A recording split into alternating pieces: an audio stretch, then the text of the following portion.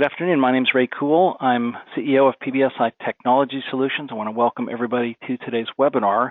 We have some interesting and hopefully helpful information talking about critical components of HIPAA compliance. And many of us are in a place where we've taken a lot of steps with HIPAA, but we want to make sure we're in compliance and moving forward. So the goal today is to inform and educate, not to sell products and services. PBSI does a lot and has a lot of experience in this area.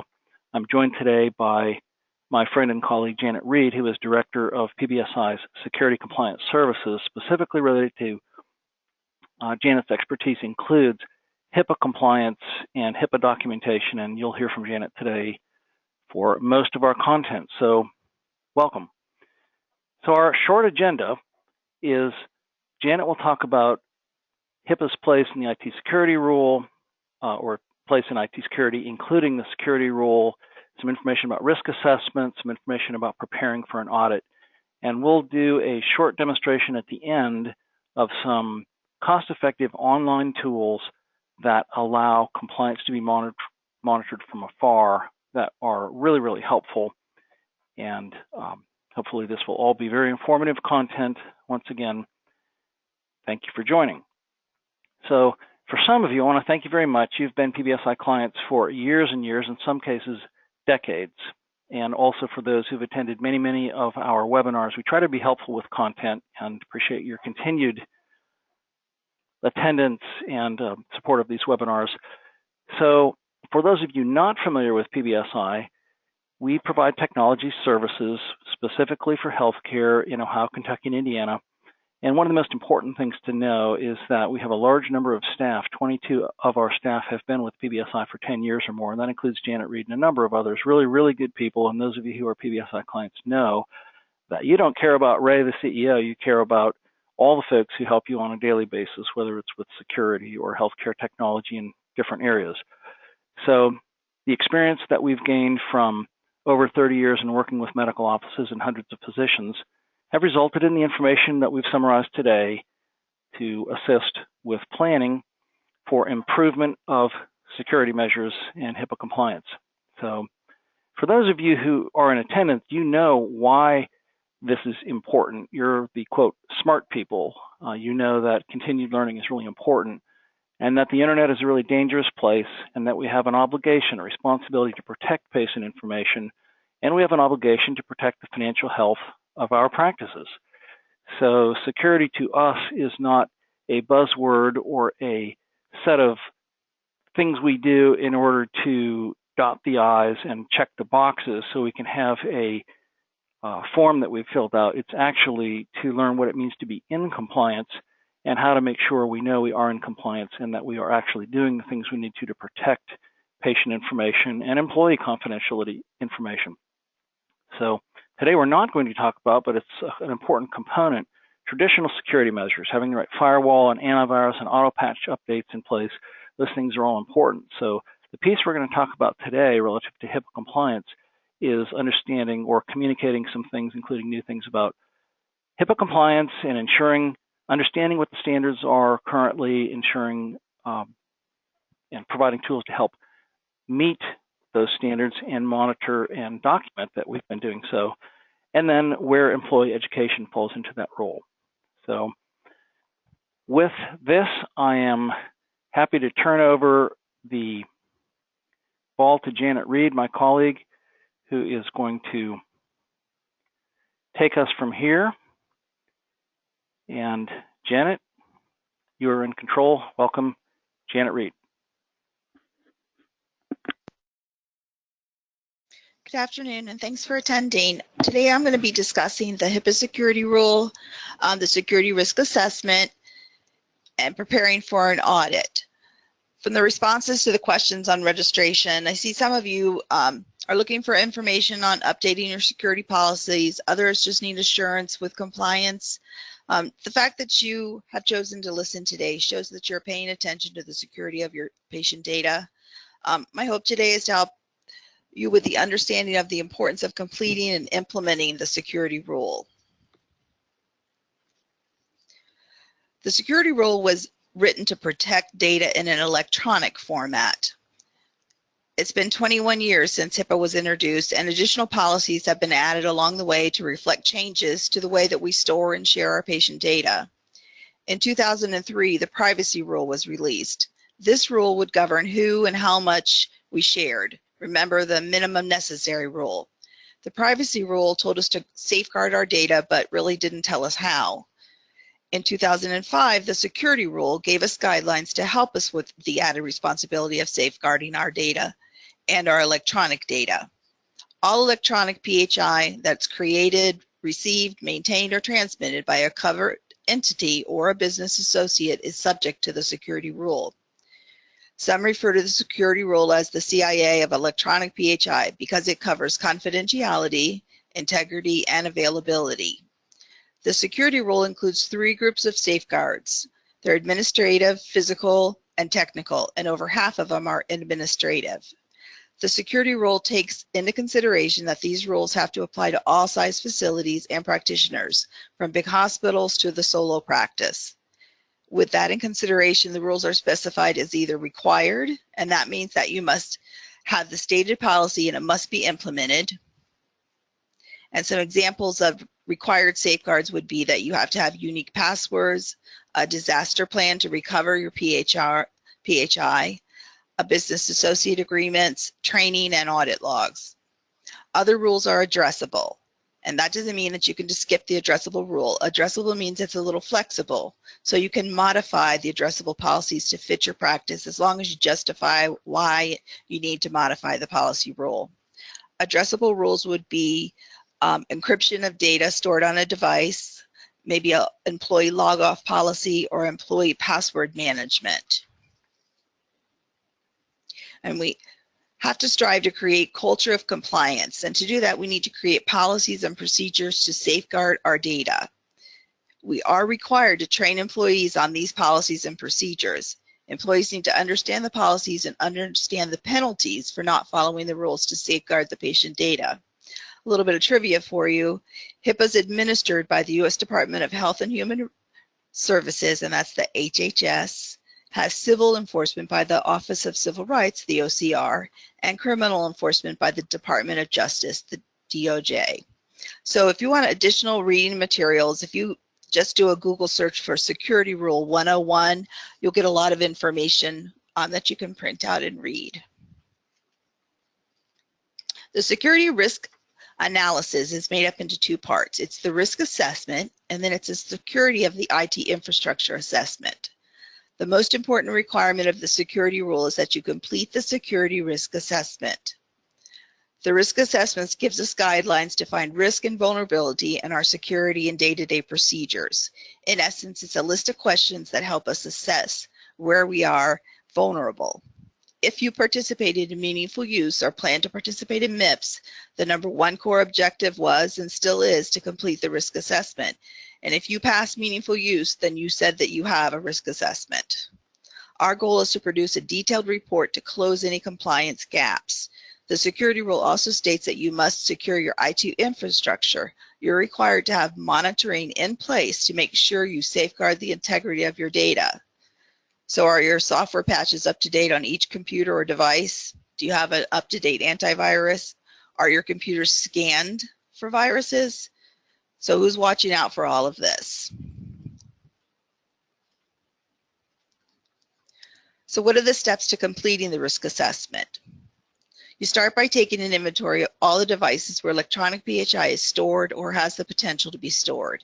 It's always a good idea to have this updated list with make, models, and serial numbers. What if you had to report theft or fire? You need this information. So some examples of where ePHI is stored would be on your server, any of your backup tapes or backups, laptops, tablets, anybody bringing a device from home, your desktop PCs, fax machines, copiers, cell phones where people are text messaging and should not be, dictaphones, x-rays, EKGs, any of your software like your EHR, any Word documents, Excel documents, or in email. Now let's examine the people and processes that have the access to the protected health information.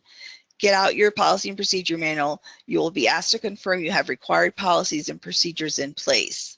The security rule will guide you of which policies you need to have in place. You'll probably find that you need to write and address many procedures that most likely you're not currently happening at your office. Steps that will assure you that the data stays safe and keeps you from PHI breach. We are focused on a goal of creating culture of compliance, so make that the theme of your office. Look at your technology. Who's remoting in? What's encrypted or should be? Who's using your wireless access or text messaging? After you've done your research and gathered the necessary information, you need to document, train, and implement the policies. So what is the best plan for you? There's no given format or tool that's required to be used for the security risk assessment, but there are many out there. What is required is that you address all the safeguards set for the security rule. So you can always try it yourself. There's downloadable tools available. You'll need to engage your IT company. There will be questions that you typically would not know the answer to. So do your research, understand the questions, so you give the right answer. You might decide to add some expertise and have someone just review your security risk assessment to make sure it is complete. I'd like to show you an example of the security risk assessment tool that we use here at PBSI. It's the one that's recommended by ONC. So we start out with taking the inventory that I spoke about earlier. So we do an inventory. The inventory is everything that has any EPHI on it or has potential to have that on there.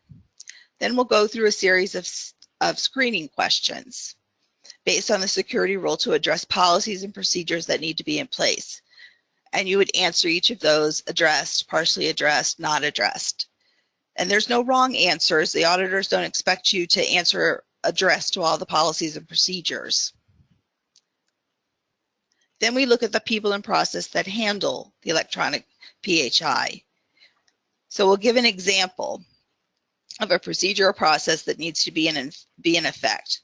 And you'll answer with what your procedure or process currently is or how effective it is. So we do the same for technology.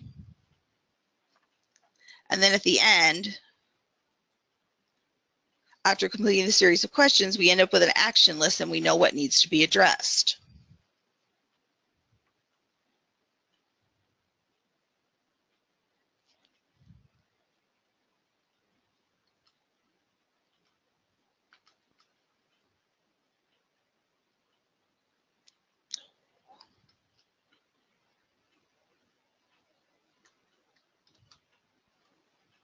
Sorry, got a little off track. We also can assist with the preparation of security policies and procedures manuals. It's going to take you out really quickly and show you an example of what we use at PBSI. We have a 97-page manual, and I'll just show you the table of contents. So you can kind of look through that.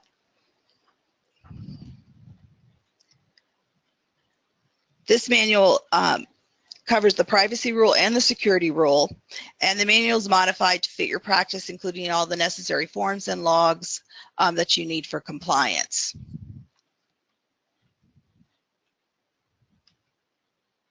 There, got it right. So there are benefits of having professional help with your security risk assessment and your policy and procedure manual. So we do the research and the documentation for you. It's always good to get a set of fresh eyes to look over how you're securing your data and how your staff is handling the data you've entrusted them with. You're busy, the job takes time and resources to complete. So reduce your risk and your fear and improve quality of your procedures. Let the professional be the fall guy to help you get employees to follow rules. Sometimes it's just easier if it's coming from an outsider.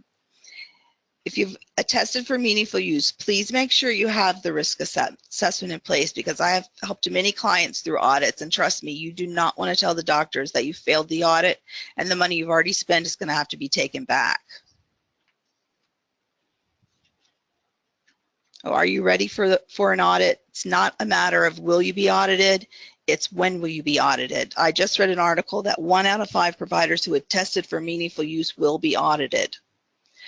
Most audits will give you 10 days to respond with a request for documents to be uploaded. Meaningful use auditors will request your computer-generated meaningful use report showing the numerator and denominator for attested measures. You'll be requested to supply information for any measures that you took an exclusion for. Remember, no security risk assessment means a failed audit. They will definitely want your security risk assessment to be dated and reviewed within the attestation period, and MIPS will be exactly the same.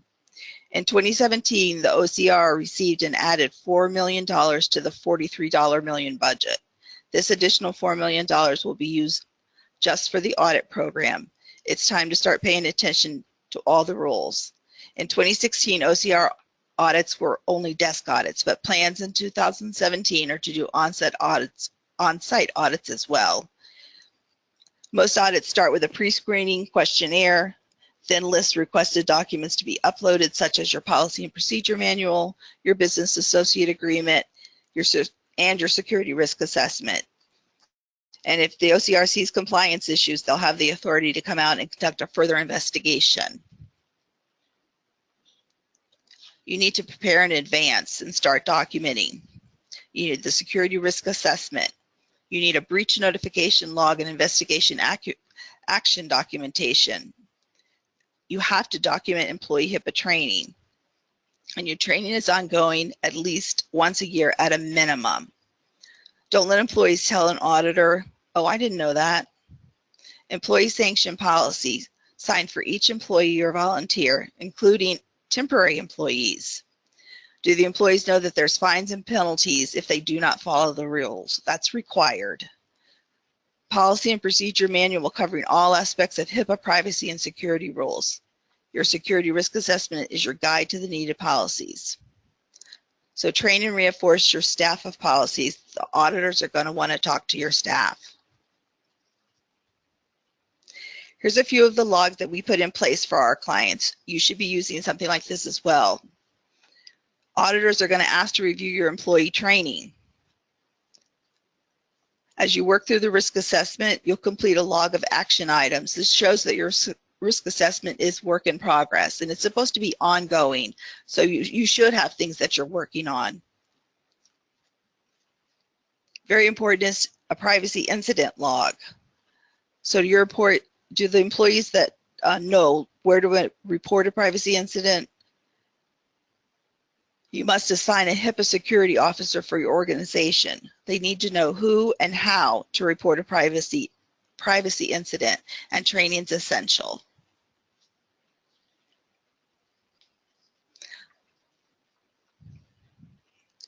Train your workforce because it's required by HIPAA. This is an email sent out from OCR on July the 31st. And in this email, they state that with the increase in interconnectivity, there's a 10% increase in security-related HIPAA violations or cybersecurity attacks. Training your workforce is not only essential, it's required by the HIPAA security rule. They state, implement a security awareness training program for all members of your workforce, including the management. And you must implement periodic security updates. Again, your organization's training program should be ongoing and an evolving process. And they recommend biannual training and monthly security updates, with reminders to quickly communicate new and emerging cybersecurity threats. And again, about documentation, document training of workforce members, including dates, types of training, training materials, and evidence of participation. And the auditors will ask for this documentation because it's required by the HIPAA rules. Are your employees opening email on your company laptops and desktops? They could be putting your data at risk for a cyber attack. All it takes is one click of the mouse to open an email from a cyber hacker. Knowledge and training will help employees be aware before they click. I know this all sounds good on paper, but how do you get it all done? I'm sure you're all thinking, when and how will I get this done and still do the most important job, and that's to take care of your patients. I personally work out in the medical offices and I see how busy you are on a daily basis. It's a common problem with every practice. How do I train employees and document in an organized way? I'd like to share a few training solutions that will educate your staff, help keep your data safe, and keep your practice in compliance. PBSI has partnered with KnowBe4. They are the world's most popular integrated platform for security awareness training and simulated phishing attacks. Help your employees be aware of phishing emails.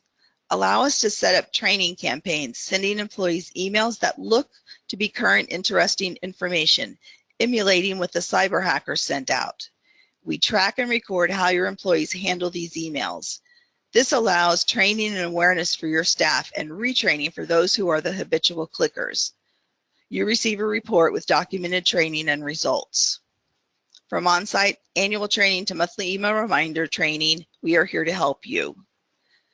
I wanted to show you an example of a training program. So on the screen, I've listed a set of training sessions that I currently set up for our client. This program offers video presentations, and they're sent out via email to each employee, to their company or their personal email. The video presentations range in time for about 4 minutes to 25 minutes, and they're selected based on current security rules and current security threats. Employees are given a preset amount of time to watch the video, maybe 30 days. At the end of the campaign, we generate a report of their participation and/or grade and send it to you. As required by HIPAA, the documentation includes each employee name, the name of the training material, and the participation status of each employee. Let's be honest, hanging up the bulletin in the lunchroom about HIPAA security and hoping the employees read it and understand it, it just doesn't work anymore. If you'd like further information about these programs, please feel free to contact us at PBSI. Here's an example of a breach posted by the Office of Civil Rights that occurred because of a phishing incident. Metro Community Provider Network, they're going to pay $400,000 settlement because the lack of security management process to safeguard their electronic protected information. What happened was on January the 27th, 2012, the practice filed a breach report with OCR. A hacker accessed employees' email account and obtained 3,200 individuals' patient records through a phishing email. The investigation revealed that MCPN failed to conduct a risk analysis until February 2012, 1 month after the incident. OCR concluded that they had not implemented any corresponding risk management plans to address the risk and vulnerabilities identified in a risk analysis. A little late cost them a lot of money. Remember that any breach with 500 or more patients has to be reported within 60 days to OCR. And they will post the information on the OCR breach portal. This was referred to as the wall of shame and is public information.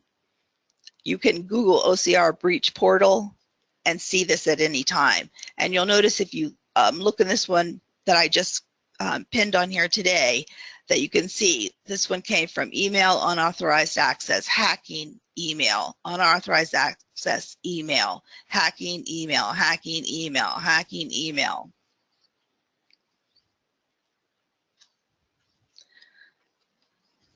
So what are the steps to avoid the red flags?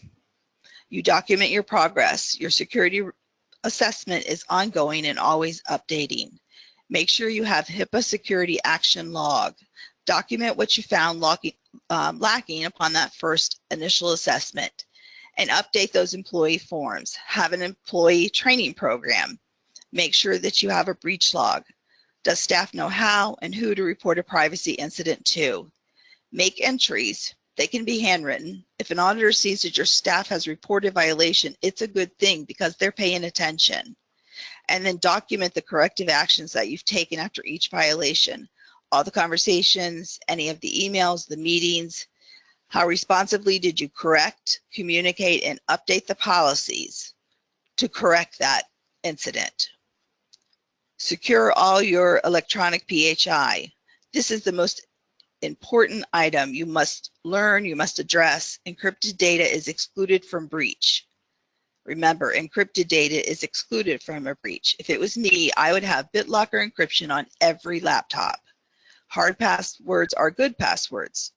Laptop encryption, wireless security, firewall rules, monitored antivirus. Security is part of the culture. You must be able to prove it. Minimize your risk. What does that HIPAA auditor want to know?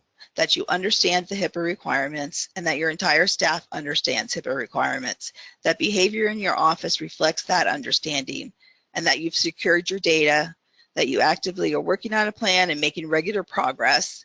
You need evidence to show that your words are matched by your history, because that didn't start when that auditor contacted you. Can you document your progress with no verbal communications? You'll need logged information to send to the auditor. They want to see proof of your compliance. In closing, I just want to thank you for your attention. And if you have any questions, my contact information is below, and I'd be happy to hear from you. I'm going to turn it back over to Ray. Janet, thank you very much. Very helpful information. Janet is a resource that many clients use, and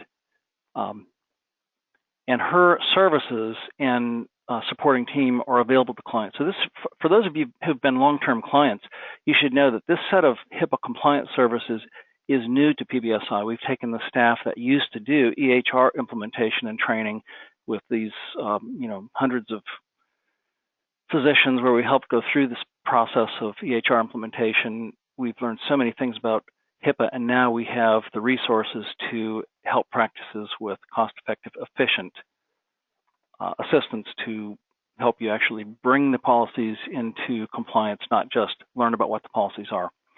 So what I'm going to do now is go through one component, a short demonstration of an electronic tool that has been available for some time from PBSI. Many of you who are PBSI clients use our security monitoring services. So your antivirus is up to date, your patches are up to date, and PBSI knows remotely whether or not you have a security incident. But one of the things that a fairly small percentage of clients take advantage of now is this tool to find unprotected data. We call it a data breach risk analysis scan. It can be done one time, but what the problem that this solves is you have created your documentation, you've trained your staff, you have all the documentation logs, but how do you really find where you have unprotected data? By unprotected, I basically mean unencrypted. Any encrypted data on your network, like inside of your EHR or inside of your practice management, hopefully for all of you, that data is already encrypted. That's not really accessible to a hacker. They can't do anything with it if they hacked into your network. But data that's not encrypted would include Word files or PDFs or Excel files or downloaded reports or transcription. I mean, there are just many examples. And the places they can be on your network are virtually impossible to find. So we've seen this through experience. So the tool I'm about to demonstrate enhances your risk analysis by automating in one day, at very low cost, all of the data that needs to be found on your servers, your PCs, your laptops. So it's low cost and it's really important risk protection. So I'm now going to go to the monitoring dashboard that PBSI uses, and I'm going to demonstrate how this monitoring tool works and exactly how it exposes data that is at risk. So the idea is if we were hacked, meaning an external intrusion, or the most likely source is an employee clicks on the wrong link in an email or clicks on a website wrong link, and now their PC has been compromised, and it could be their home PC that's been compromised, and they log in remotely, and now that compromised home PC has resulted in a hacker who's actually looking at and available to access your network. So what we're trying to do is find out what they could get to if we were hacked. And so the way this tool works, it starts with security monitoring. So what you see here on my screen is actually the tool that PBSI technicians are reviewing on a daily basis, real-time updates, where on the left-hand side, Academy of Medicine and many other clients are shown on the left-hand side. In this case, I have picked just one client, PBSI. So the things displayed on the right-hand side of the screen are only devices at PBSI.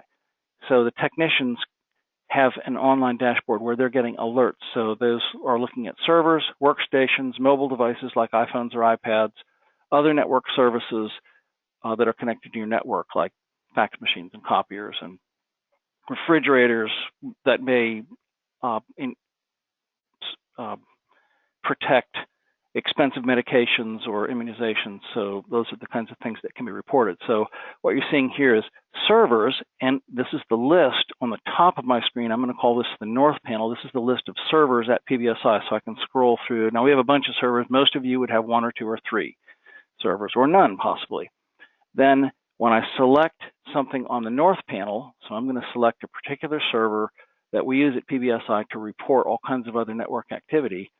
On the south panel, these are all the things that are reported. So this is just a little bit of background to what I'm about to show you. So we can see bandwidth, and we can see that the UPS is okay, and the switches are okay, and the security events are okay, that there haven't been hack attempts. So for servers, useful stuff. But what I'm going to focus on now is workstations. And the reason is servers, generally speaking, are pretty well protected. Most organizations, certainly if you're a PBSI client, we've made your server make sure your server is secure and you're not storing unprotected data there. But the big risk for most organizations is on PCs. It's unknowledgeable, or staff who think, I'm going to download this report without thinking, well, that's now on my C drive, and it's not on the server, nobody could get to it. Well, that's false. So now you see all the workstations at PBSI, and I'm going to search for workstations at PBSI that have the name Ray in them. So I'm going to do this because I want to demonstrate, and I'm going to select this PC that is actually my desktop PC. So I'm sitting in front of this PC. This is the machine I'm using as I'm talking to you, but what I'm seeing here is what the dashboard technician sees about my PC, not what Ray at his PC sees. So one of the premises here in your organization and in our organization, people go about their business doing their work on a daily basis, and people don't pay attention to the status of their PC, nor do the managers, and who knows if the PC out at the front desk has any issues going on with it. So the purpose of this monitoring overall is that a technician is seeing online the status of all PCs and servers, so you don't have to pay attention. So now I'm going to talk about one specific important thing that is checked. So there are, with online monitoring, we see the status of the virus activity on a particular PC. We see the status of patches. So I can see here, for example, and again, I'm looking at this as a technician. A technician would get an alert for this because here is a Windows update that should have been installed on Ray's PC and it failed. And sometimes this happens. It might have been that the PC was turned off. We set these things to happen automatically, but you pretty much understand, if you're in the world today, that technology doesn't always work as intended, which is why you have this kind of a thing that's alerted to a dashboard technician. So right now I'm going to act as if I'm a dashboard technician, and they would have right-clicked and said, approve that, reprocess that. So Ray doesn't have to pay attention to the fact that his patch didn't update. That's done automatically. And this is the kind of thing that we do on your behalf through our online monitoring service. So now, with the background of this online monitoring going on, I'm going to look at one specific thing, and this is data breach risk analysis. So at PBSI, we have all of our PCs scanned every night, and this is the tool that I'm talking about, where $3 per month per PC, this can be done one time with no monthly fee associated, or this can be done on a recurring basis as we have it. But this says that a scan was done on Ray's PC, and now as a technician, I want to drill into this. So this is not the typical way in which you would find compromised data. Once the scan is run, there's a high-level reporting that says, oh, we found some data on Ray's PC that should be addressed. So I don't have to go and ask, is Ray's PC okay? Is Janet's okay? Is Teresa's okay? And so forth. So, but I'm just now demonstrating. So this is, sorry, I don't want the dashboard. I want my scan results. So what this is doing now is it's going out to this online database where My PC reports in every 15 minutes, and in fact, all of you in our client base who use PBSI monitoring, that's the way we have you set. Every 15 minutes, your PC and your server automatically reports to the dashboard so we know the online status. Well, when this scan was run last night, this was reported, and it found on Ray's PC what it estimates to be $1,407 worth of unprotected data. How does it figure $1,407? There's an algorithm. Without too much detail out there on the dark web, data has value. If you have a set of names and addresses, it has a certain value, but not very much. Add email addresses, yes, that adds to it.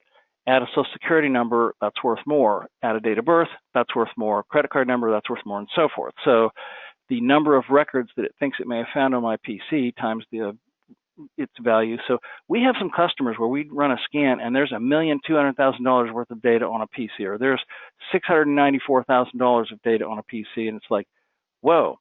And what you find is that there are reports, or there's a lot of transcription on a transcriptionist PC. So anyway, once this data is found, then the dashboard technician can look into the detail and see what did it find. And here's the important part, really. It found 2 documents on Ray's PC.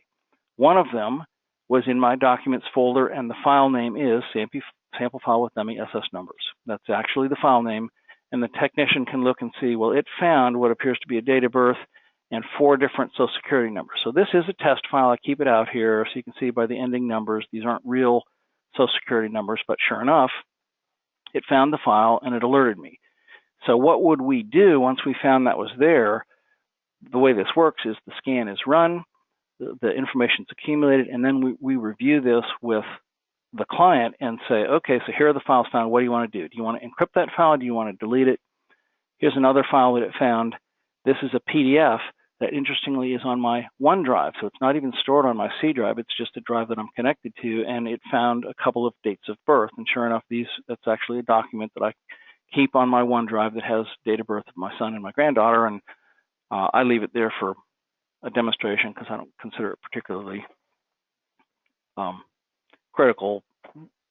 But I do try and remain very, very secure and cautious about data. So this is a case where $1,407, a couple of things, but when we find $1.2 million, there's all kinds of files that it finds typically, and you never would have found them. So mine were pretty simple because one was on my documents directory, one was on my OneDrive. We find documents, or the scan finds documents in recycle bins, in attachments to Outlook emails, to received emails. So if a patient 4 years ago sent to you an attachment that had their social security number and date of birth, and you deleted it, that went into your deleted mail folder, that went into your archived Outlook. I mean, not all email works this way, but very typically, that data is still there. You deleted it 4 years ago, but this scan will find it. It finds data that you would just never know to look there. So I know from experience, if a client says, previous to the availability of this tool, a client says, help us complete our risk assessment, find our data, we really didn't have any alternative but to sit down at that PC or connect to it online and start looking through the documents folder and where else might their documents be and look for certain kinds of file names. But there are so many reasons why that's problematic. It's very, very time consuming, and it's very incomplete. So this tool is really useful. It's really inexpensive. Wanted to show you how this works. You can have a scan done one time on all of your PCs, or you can have it done on a regular basis. So there are other data protection tools, but I wanted to make special note to make sure we were that everybody's aware of this. Again, our purpose here isn't to sell products and services, but this is truly something that's important and useful. And if we don't already have this in place for you, or you're not certain whether we do, then contact us. We're happy to show this to you. So some of the services we've talked about today, again, our goal isn't to sell the services, but if you're asking yourself, so I think it would be useful, or I'd like to know what the cost would be to have some of these things done on our behalf, we'll run through a set of questions and help anybody figure out, are we a good resource? Should you spend some money with PBSI to help in some of these areas? Generally speaking, if we mutually agree, you really want some help with somebody being there on site to walk through your security risk assessment, to do the documentation on your behalf. We're not doing it instead of you. We're doing it with you. But we take after meeting, we take the responsibility to document the things that need to be documented. And it's kind of like thank goodness, because that would have gone on the bottom of my desk, and 3 months later, I forget what it should have looked like. So risk assessment assistance, template that we've built for policies and procedures, available for one-time fee. You're welcome to customize it from there. That at least includes all of the things that need to be documented. So within the policies and procedures template, there's a category, for example, of what our password guidelines are. So now the question is, do you want to insist that your passwords are changed every 6 months, every 1 year, every 3 years? So some of these things are required, but many are just optional. You need to have a policy, but what is your policy going to be? So these templates include options so that you can see, from this template, I'm going to say 6 months, that's our policy. And then once you've done that, then you've got something to work from for training. Frequently, practices, again, you're answering questions. You decide what your policies are going to be, but they want us to customize and actually take the feedback given and create your custom set of policies and procedures. And that's just based on how much time is involved in doing it. So we'll take the templates and turn them into yours, which then become yours. And we can be involved ongoing. Frequently, the compliance where we should be looking at this every 6 months or a year and asking questions about it, what should be changed, we can take some participation responsibility for some pretty small fees to become a part of your staff on a periodic, short basis to make sure that you remain in compliance. So then HIPAA training. So Janet mentioned the KnowBe4 set of services. We do a number of things now. We do online training for staff that's one-on-one. We do on-site training that's one-on-one that can be really effective. And then the KnowBe4, probably for most people, the KnowBe4 ongoing resource for training that documents what your employees have been trained on and which employees have been trained and what their test results were, because these videos are followed or incorporated in training. So the employee is looking at the video and they are answering 3 or 4 questions after a section and then answering another 3 or 4 questions. So those are retained and the compliance, the understanding of that employee's documented and it's reported. So then to have a breach scan run, typically you can have a one-time scan run for less than $1,000. And then if you want to have, and then there are separate fees if you want us to fix all the data, or if you just want us to tell you, here's what it found, now go fix this data. A lot of times clients want us to clean it up and encrypt the things or delete the things that are out there, and we can do that quite cost effectively. And if you want ongoing monitoring, it's fairly inexpensive, $3 per device per month. And then ongoing monitor, many of you already use PBSI for this, anywhere from $2 to $6 a month, including antivirus, online monitoring, security monitoring, some other things that probably the majority of folks listening to this already have PBSI in place to do this. So hopefully it helps you to have some cost understanding. So we are finished with content. I want to thank you both for your, for those of you who've been longtime clients, for your support of PBSI. For all of you, including folks who haven't known about PBSI prior to today, I hope this has been helpful. That's our goal. And feel free to reach out to us either in the email that will come out after the webinar, where there will 3 or 4 short questions where you can respond with requests for feedback, or call or email us anytime. We want to help. So we're finished with content. You're welcome to log off. I want to thank you for your attendance.